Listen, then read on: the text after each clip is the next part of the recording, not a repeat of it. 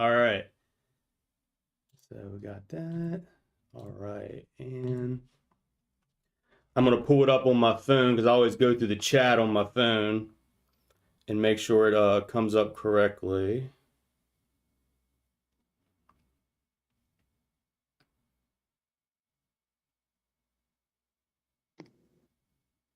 There we go. Perfect. All right, it's showing live. All right.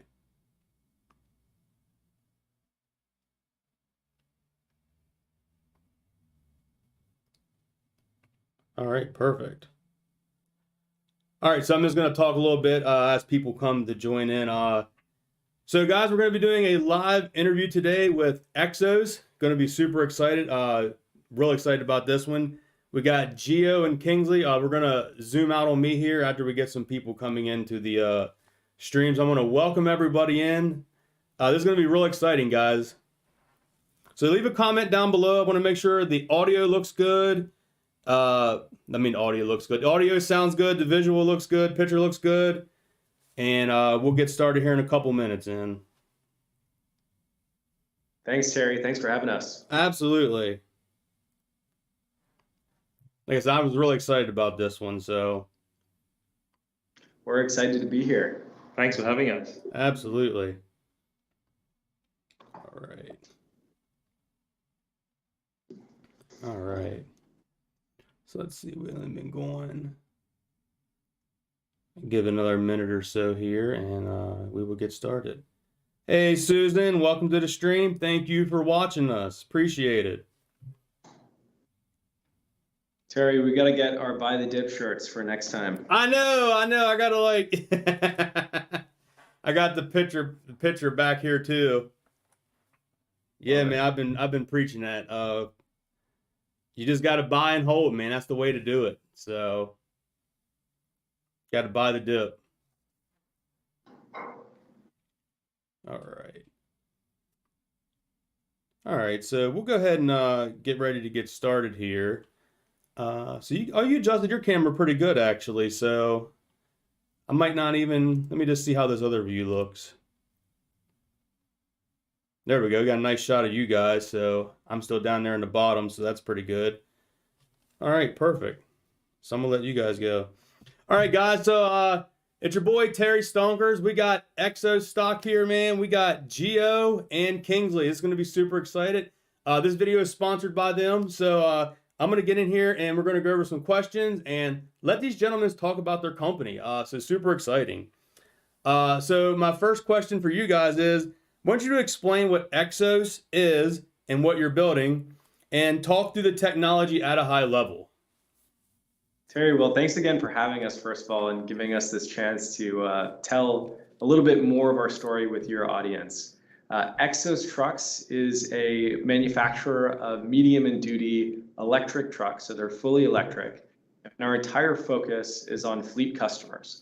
So think of those parcel delivery vehicles. Think of the trucks that bring you packages from the e-commerce companies or the delivery companies that are probably showing up in front of people's houses multiple times a day.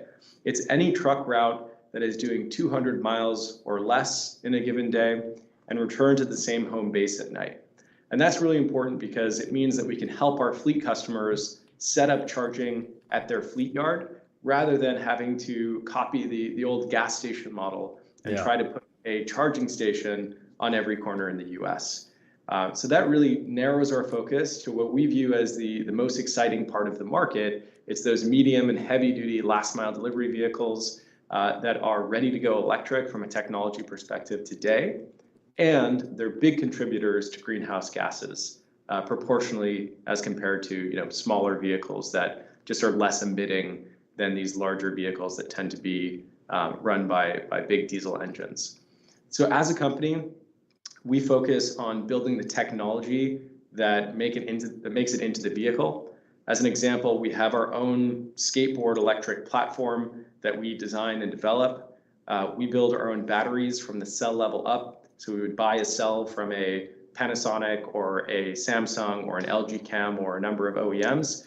And with those cells, we make our own modules, we make our own battery packs, We have our own technology when it comes to cooling those batteries and the software that controls those batteries. So it's a big effort around battery.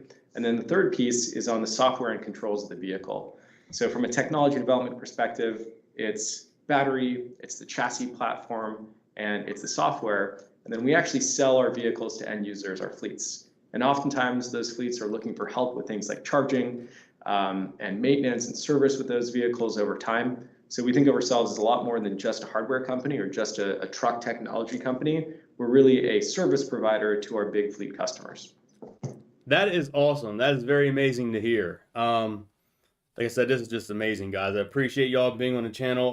Welcome everyone else that has joined in. I want to say hey to Jay Bridge and Larry. Thank you guys for joining the stream. We got Exos here. We got Gio and Kingsley, and we're going to be talking about the company.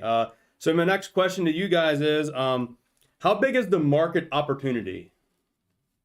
Absolutely, Terry. Thank you very much for having us. So we're really excited to have zero-emission trucks out on the road. And if you look at the market that Gio mentioned, the returns are based every single day, less than 200 miles a day. Globally, that's a $100 billion market. In the US alone, that's $34 billion. And not just the size of the market, which is really impactful, but the emissions as well, because trucks emit twice as much CO2 as passenger cars do per vehicle. So we're excited to help our customers electrify their fleets and also reduce the emissions into the environment, something which is very important to us here at Exos. Yeah, and another thing that I'd point out about the market size in the segment is that everybody thinks of trucking, and the first thing you think of are these long haul 18-wheelers that are going across the country.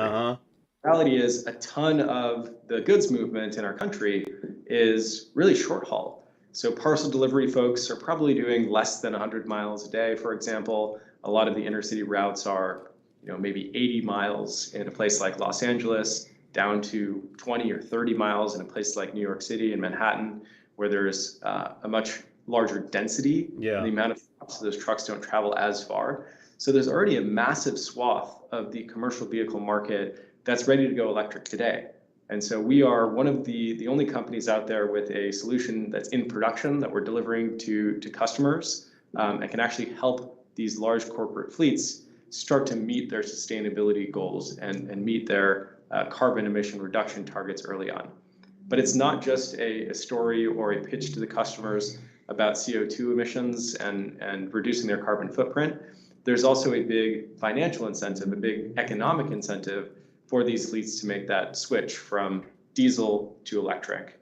And the big components of that is that most fleets can save money in fuel, for example, by switching to an EV, depending on what you're paying for diesel or gas in a given market and what you can buy energy for.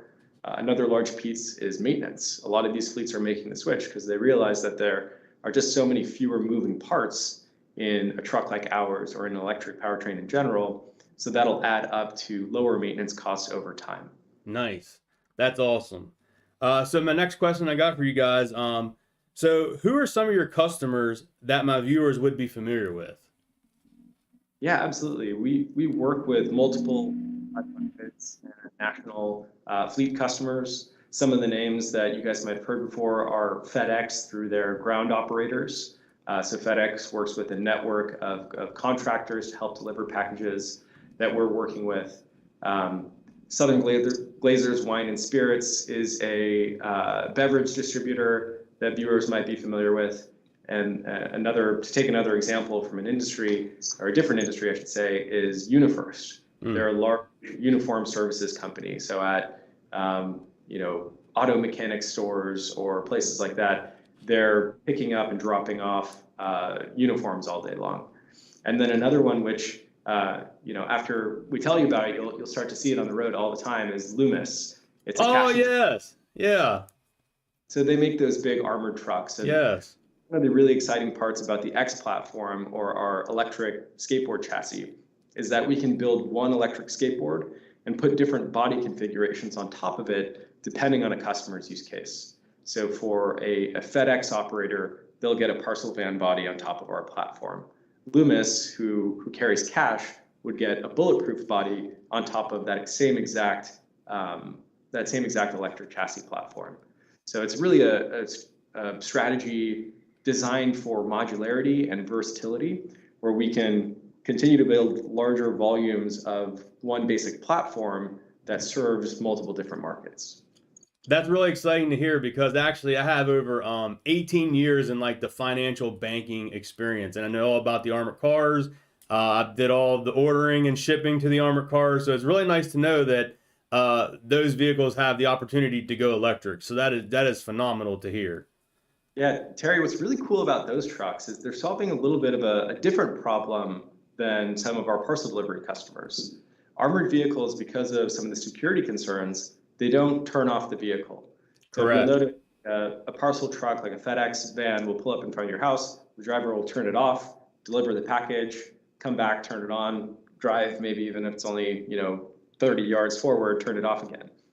But some of the safety constraints of operating a bulletproof truck full of cash is that they need to be ready to go. So they don't turn those trucks off. Yeah. And what the challenge is in a diesel truck is that causes a ton of wear and tear on your emission systems and on your engine. And you just don't get that wear and tear with an electric vehicle. There's nothing, spinning or running while the vehicle's idling. It's a quiet, kind of clean idle, if you will. Yeah. It can lead to a big maintenance savings for these customers. But in addition to that, there's also an emission savings where, cities aren't necessarily happy with these big diesel trucks continuing to idle and just leaving the truck on all day long. Yeah. In some cases, they literally don't turn off the truck for, 8 or 10 hours at a time. And they're creating emissions throughout that entire cycle. And so we're able to solve two of those problems, the emissions as well as the maintenance that are a little more acute in cash delivery or armored cash in transit. That one's really exciting, because I know about that. I talked to the armored car guys that came into my business when I used to work there, and yeah, like you said, they'll do 8 to 12-hour days and they never turn them off. So that's pretty exciting to know that they could have your opportunity like with you guys. What y'all do would really help them out a lot with that. So my next question for you guys are going to be, who are your competitors?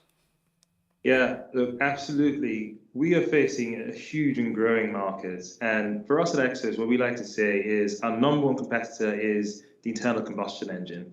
And so it's important for all of us who care very deeply about the planet to tell the gospel about zero emission trucks. And so we're putting trucks all over the road across the US and in a range of different territories. So looking at the market in general, we come to the market with some strong moats, including our technology and our team of people who've done it before. So internal combustion engines, our biggest competitor, is going to be quite some time before we'll be butting heads with another zero emission company.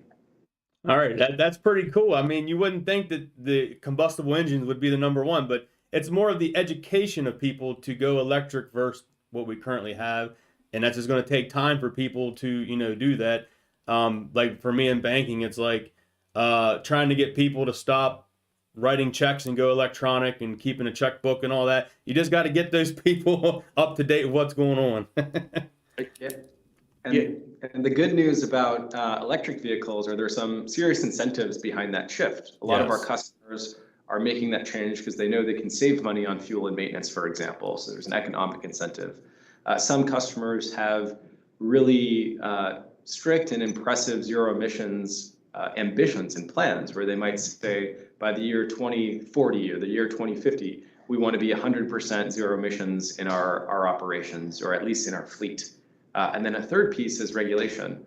We're seeing increasing regulation in places like California, but also across the world. There's cities in Europe like Paris, London, Amsterdam, Stuttgart, that all have a form of a diesel ban in the city center, and regulations that ratchet up over the next couple of decades, pushing us toward a fully zero emissions future. So there will be, my prediction, or what I would leave to the audience, is that there will be a day when we look at driving a diesel truck in a city center the way that we today look at smoking a cigarette on an airplane. It'll just pass, and it'll take some to change out the fleet, right? Because there's hundreds of thousands, millions of trucks out there, and we're replacing a small portion of that fleet population every year. But the long-term trend is that everything that can go electric will go electric. Nice. All right. So my next question for you guys is, how do you do the manufacturing currently, and where does it take place, and what does the process look like? Yeah, this is a really important piece of our strategy.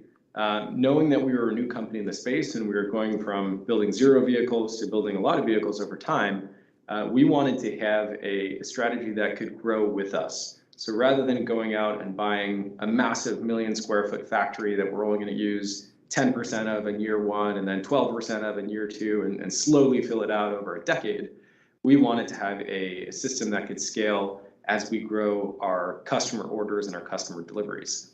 So what we landed on is what we call the flex manufacturing strategy. So we have smaller and more nimble plants that we can continue to pop up as we grow. So the first of those two plants, or the first of those plants, is in Tennessee. Okay. So that's where we're assembling our strip chassis today. We have another plant that's also in production in Mexico. And so these are the first 2 flex manufacturing facilities that we're growing volumes in. And when we need to add a third, we will. We also have a headquarters here in Los Angeles where we do a lot of our engineering and our R&D. We're building batteries here as well today. So it's a somewhat distributed manufacturing system. And the advantage of having these smaller plants is that they're easier to find, easier and faster to set up, and take a lot less money to set up than a million-square-foot factory might. So we can be a lot more agile than traditional automotive manufacturing. Nice. That's a very good process there y'all got. That's really good. All right, so my next question is, charging infrastructure is a big hurdle right now in achieving widespread EV adoption. How is Xos solving for that? Yeah, that's a great question. So rather than leave the customer on their own and say, hey, we gave you the truck, go figure out charging, let us know how it goes, we are deeply involved in helping our customers get chargers installed, typically at their home base. So as I said before, we're not trying to put a charger on every street corner in America. We're not going to copy the gas station model. The trucks that we design and build are designed to make it through an entire day's operation, don't need to charge throughout the day, but they come back to home base at night where they can plug in and charge. Most of our customers have trucks staying in a parking spot overnight. So they have, 10 hours to charge if they need it. They typically don't. Our trucks charge a lot faster, typically in 5 hours or fewer. But they have that option if they do want to go even faster than that. So we get involved in the early stages of the sales process. When a customer is interested in a truck, we'll send a team out to the fleet depot and understand how much power they have available. We'll do an engineering study for them and say, hey, based on the amount of power available from your local utility already serviced to the building, based on how much of that you're already using in conveyor belts or whatever types of operations they have, here's how much you have left over to charge trucks. And based on that, we'll put together a plan and say, hey, we can put 5, 10, 20, 30 chargers in, chargers of different sizes, perhaps, to charge some vehicles quicker and others that can take longer to charge. So we get really deeply involved in the system design, speccing the equipment, helping them to get it installed, and making sure that it continues to operate and stays operational for the long term. Yeah, that's very phenomenal to hear, because I think, as we mentioned before, like the education of, going to electric is the big thing. And you guys from here and that are like right on point with educating the customer on why it's better to go electric. So that's really exciting to hear. Yeah, we want to make it easy. We want to make it kind of turnkey and don't want our customers to have to become experts in electric vehicles and batteries and charging and software and all the things that we've gotten really good at over the 5 years that we've been in operation and the few years that we've been delivering trucks already. So we can bring a lot of that knowledge to the table and help our customers make that transition from diesel to electric a lot more quickly and a lot more seamlessly. We actually ran into an interesting challenge around charging infrastructure kind of semi-recently. So over the last couple of years, people started realizing that they might not already have enough power at their fleet depot to charge trucks as they want. So they probably have enough, most fleet depots in the US probably have enough to charge, call it 3, 5, 10 trucks at a time, depending on how fast you want to go and how big the battery packs are. But what we found is to do a deployment of, let's say, 50 trucks or 50 chargers or 100 chargers in a building, that's typically going to require an upgrade of the energy service from the utility. So asking the utility to come out and say, hey, we need more power at this fleet depot so that we can charge additional trucks. And that can take 6 months, 12 months, 18 months in dramatic cases whereas customers want their electric trucks now. And so we actually took that feedback from the customer base back to the drawing board and said, okay, how can we help solve this problem? And one of the products that we came up with and announced a couple of months ago is what we call the Exos Hub. And this is a mobile charging station. So this kind of leapfrogs some of that infrastructure work, or at least fills in the gap between I need charging and I'm going to get my utility service upgraded, which again could be 12 months, with a product that is on wheels. So it's essentially a bank of batteries and chargers on wheels that we can drop off in a customer's parking lot, and they can use that to plug trucks into this mobile battery bank without that permanent infrastructure. Oh, no, that's really cool. That's thinking outside the box right there on that one, man. That's genius. All right, so next question for you guys is, what is the most important thing that you want someone to know about Exos?